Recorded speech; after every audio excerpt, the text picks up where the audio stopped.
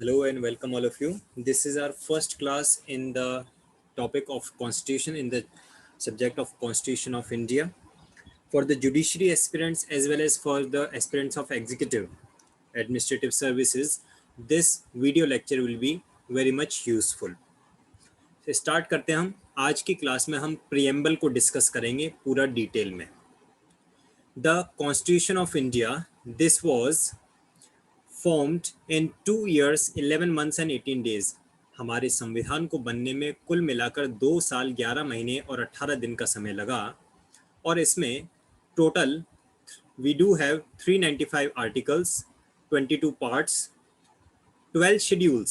ये जो 395 आर्टिकल्स हैं टोटल 22 पार्ट्स में 22 पार्ट्स में डिवाइडेड हैं. 12 इसमें शेड्यूल्स हैं. Our constitution was enacted on 26 November 1949.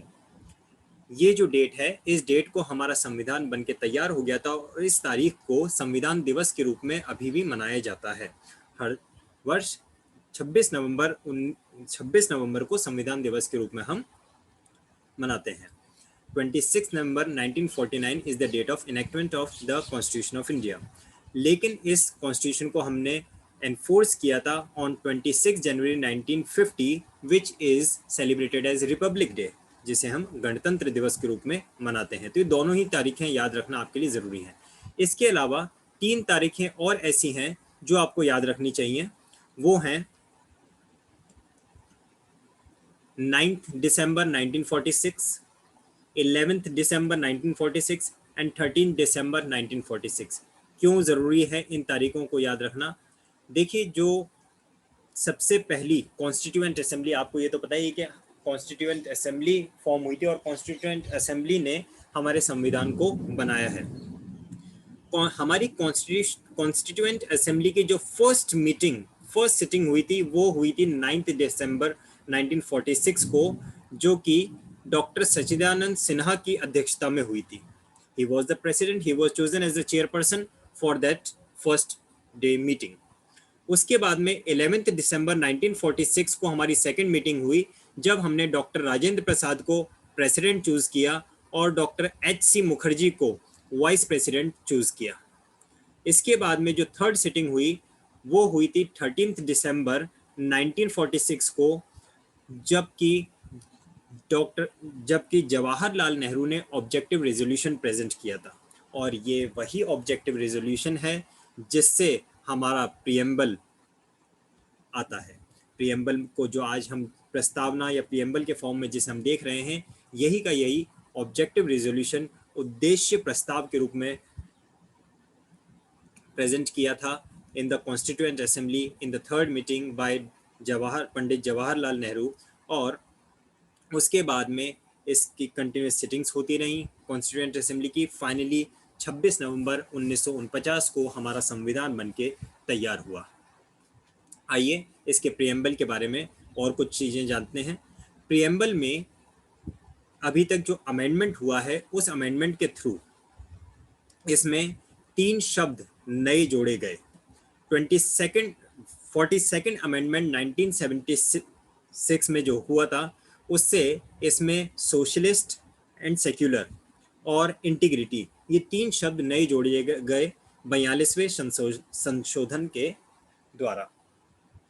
कौन कौन से शब्द, ये भी प्रीलिम्स के एग्जाम में कई बार पूछ लिया जाता है that what are the words added through amendment to the preamble of constitution of India. तो याद रखेंगे socialist, secular and integrity. These are the 3 words added to the 42nd अमेंडमेंट in 1976 to our preamble.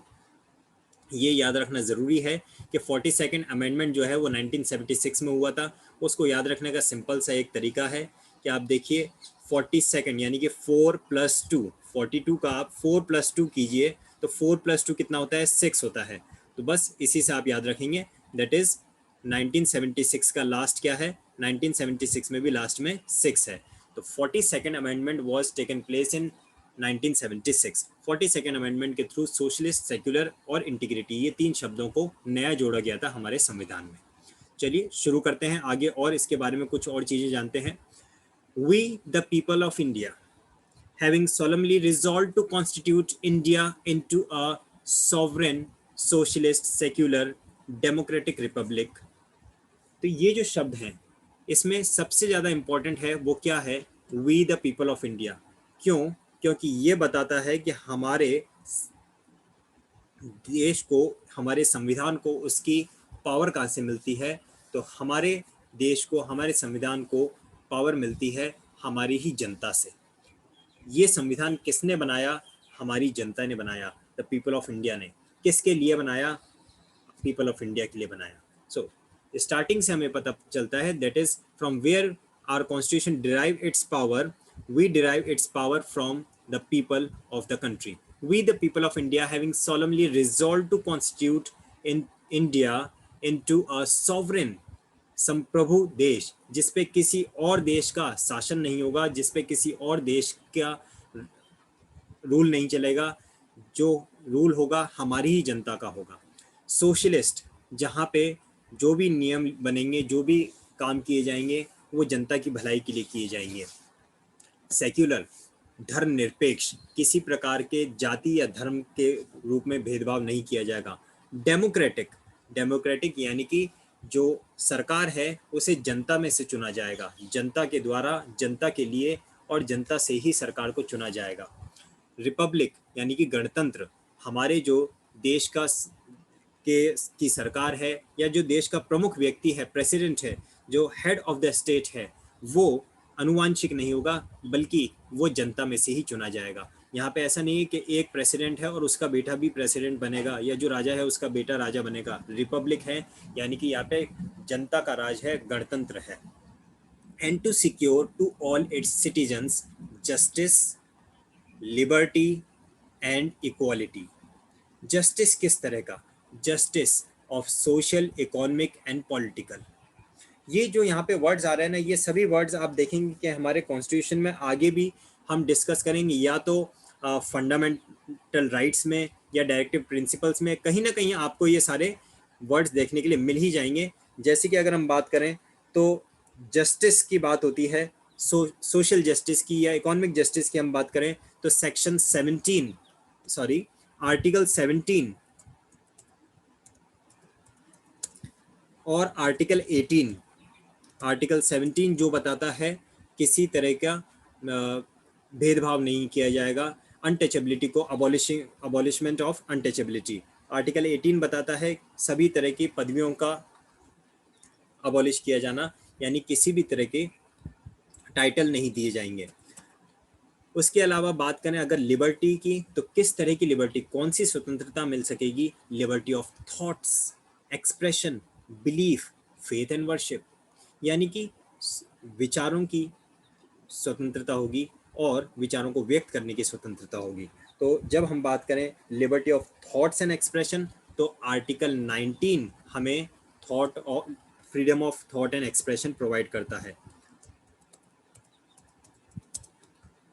और अगर हम बात करें belief, faith and worship, तो आर्टिकल 25 से लेकर 28 हमें धर्म एवं जाति की स्वतंत्रता प्रदान करते हैं।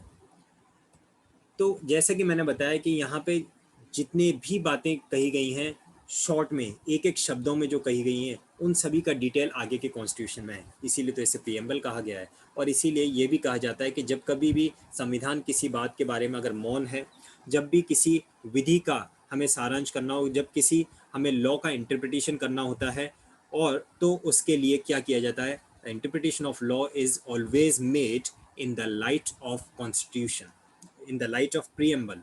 कॉन्स्टिट्यूशन अगर किसी बात के बारे में साइलेंट है तो प्रीएम्बल के रोशनी में ही उसको देखा जाता है कि क्या ये कॉन्स्टिट्यूशनल है या अनकॉन्स्टिट्यूशनल। इक्वालिटी की अगर बात करें तो equality of status end of opportunity, article 16, 14 and 15। Equality of status and opportunity, सभी लोगों को समान अवसर मिलना, आर्टिकल 14, 15 एंड 16। जो भी हम इस प्रियम्बल में पढ़ रहे हैं, आगे जाके कॉन्स्टिट्यूशन में या तो हमें फंडामेंटल राइट्स के रूप में मिलेगा या फिर डायरेक्टिव प्रिंसिपल के रूप में मिल जाएगा। And to promote among them all fraternity, assuring the dignity of the individual and the unity and integrity of the nation।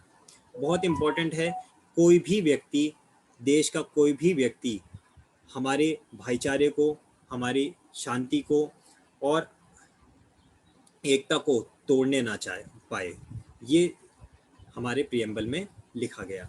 Fraternity assuring the dignity of the individual and the unity and integrity of the nation। Fraternity and dignity individual की भी होनी चाहिए और unity and integrity nation की भी होनी चाहिए। इन our constituent assembly this 26th day of November 1949।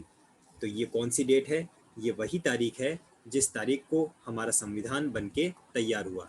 Do hereby adopt, enact and give to ourselves यानी कि we the people of India, We the people of India having solemnly resolved and give to ourselves, हमने ही बनाया है, अपने को ही सुपुर्द कर रहे हैं दिस कॉन्स्टिट्यूशन।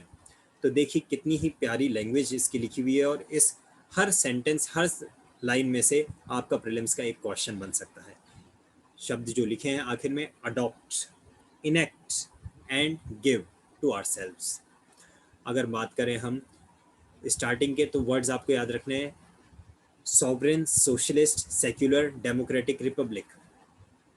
और इसमें जो 3 शब्द नए जोड़े गए थे अमेंडमेंट के थ्रू, वो थे सोशलिस्ट, सेक्युलर एंड इंटीग्रिटी, जिनको हमने 42nd अमेंडमेंट 1976 में ऐड किया था।